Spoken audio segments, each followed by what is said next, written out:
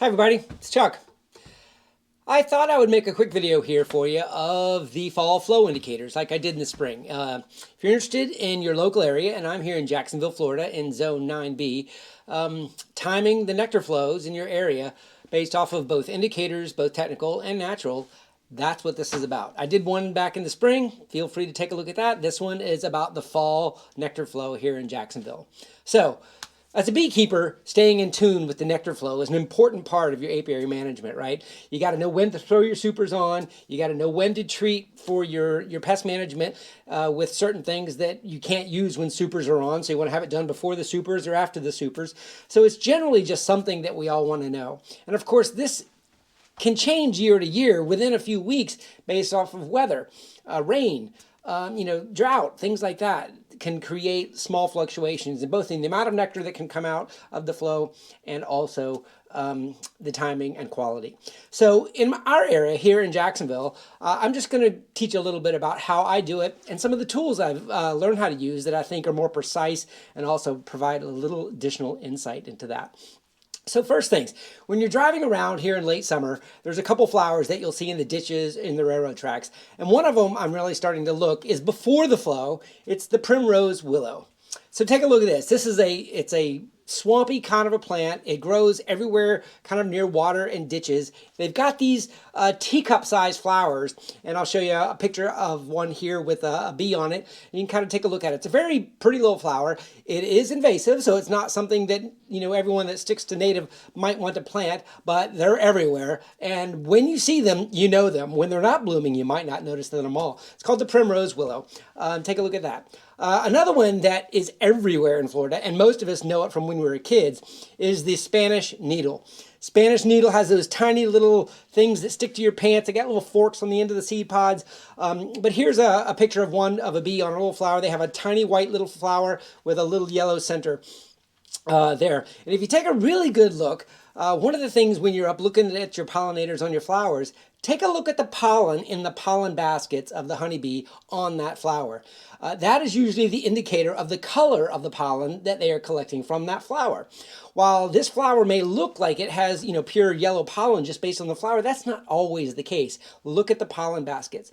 Typically foragers, when they go out and forage, they only forage for one kind of pollen on that round. So they're not going to all different types of flowers. They're going and coming to one flower type. So if you look at this picture here, and you see the little kind of orangish pollen in her baskets here, you come back, and if you got a pollen trap, and here is a picture of the pollen I just collected, and how beautiful is that? On October 1st, you can see some of those orange little balls of pollen in my pollen trap here. So I love trying to match pollen colors to what I see in the pollen baskets of bees collecting. And if you look in this pollen picture here there's some dark ones, and some of these dark pollens are a little bit trickier, right? You don't see many flowers producing dark pollen. That's definitely an indicator here in Jacksonville of later in the year. Okay, now on to a more precise timing plant that I like to use. And if you know what this image is, everybody knows kind of where it is and where it grows. This is goldenrod. Goldenrod is another weed that grows in Jacksonville, around my area, railroad tracks, ditches, kind of the sides of the road that the city doesn't maintain very well. It's got these wispy yellow tops to it. You cannot mistake it. But very importantly, the goldenrod blooms at a much narrower window. You can see Spanish nettle kind of blooming in late July and August. You can see, the primrose willow kind of blooming for a long time. This goldenrod is a very precise start of the timing of that. And when you start to see this, that is one of the indicators. And I'm going to show you how I know this year and how I timed it. There's some other things you can do as a beekeeper. You can put an external feeder out in your outyard. Now, when I say outyard, it's probably not good to open feed near your beehives. It can create robbing during the dearth. You're going to bring a lot of the feral bees or other beekeepers' bees to your areas to grab that sugar water if you're putting it in a feeder. But if you put one like out in your front yard or out somewhere away from your apiary and let the bees just go to it, you can watch the bees' behavior going to and from that feeder. And if you see this feeding frenzy going on, like here, you can tell all these bees just doing everything they can to get up at that food, that basically they don't have a nectar source. Bees prefer nectar over sugar water if they're being presented at the same time.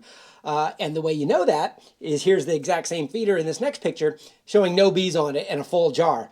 Okay, what changed? Why are they no longer going to the feeder? There's a flow on.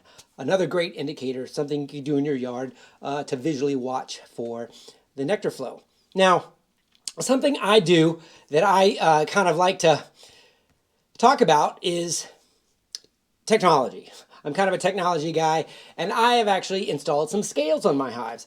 What does installing scales on your hives do? It lets you precisely manage or know the weight of your hives on a day-to-day basis, actually a minute-by-minute basis if you really want to get down to that detail. And I've installed some scales from a company called Broodminder. You could probably go a little more rudimentary and actually weigh your hives manually with big industrial size scales. I went a different route, and I have installed these hive scales.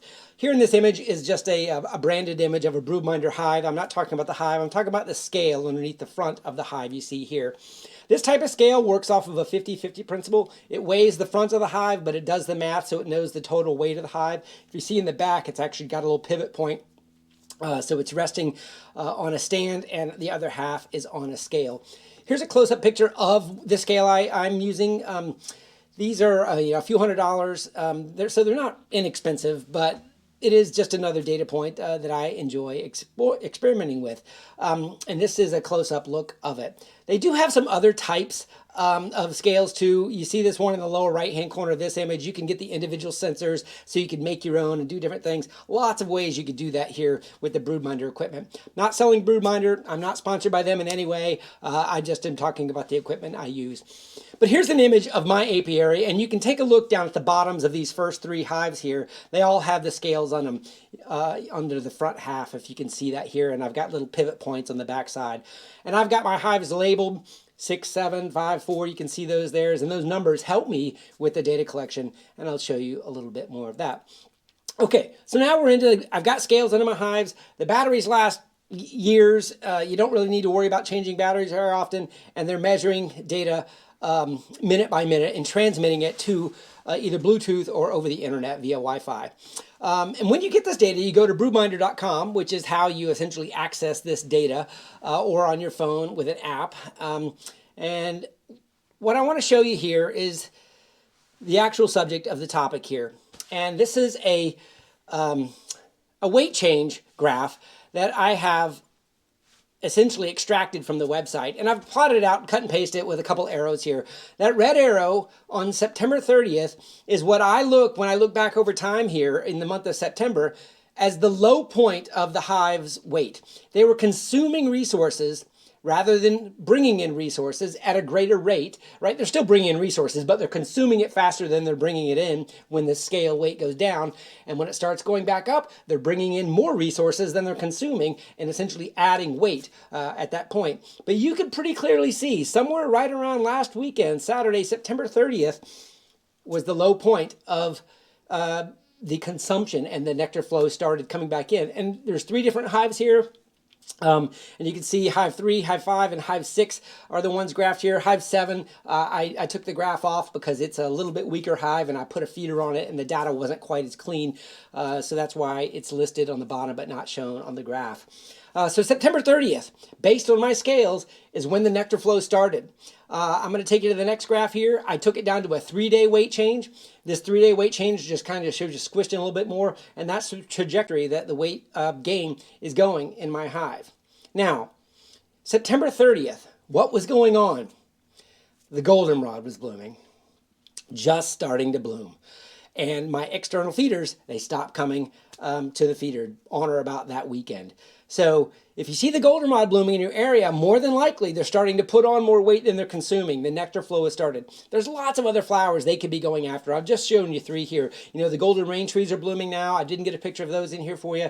There's a lot of other things in gardens and areas that you could talk about, especially if you're a little further south with the Brazilian pepper. Don't have any of that here in Jacksonville. But the goldenrod is my timing for my local region. And that's kind of the subject of my entire YouTube channel, is the hyper-localization of beekeeping in our area, so you know what to key off of and what to use. So I've got these scales. I can give you the data. Take a look at that one in the spring that shows when the timing of those was based a little bit on the swarms and some of the flowers blooming then. But the flow is on here in Jacksonville. My bees have changed behavior. They are scurrying about, gathering as much as they can and putting on weight, as you can see, at a pretty nice clip here in the fall. Hopefully you enjoyed this. I'm going to be talking about this at the Jacksonville Beekeepers Association next Monday, presenting something very similar to the group there. If you are a member of that, look forward to seeing you there. If not, let me know in the comments below what you think about this content. I'm making it for you, and I'm making it just to document beekeeping in our Jacksonville area. Have a great day, everybody.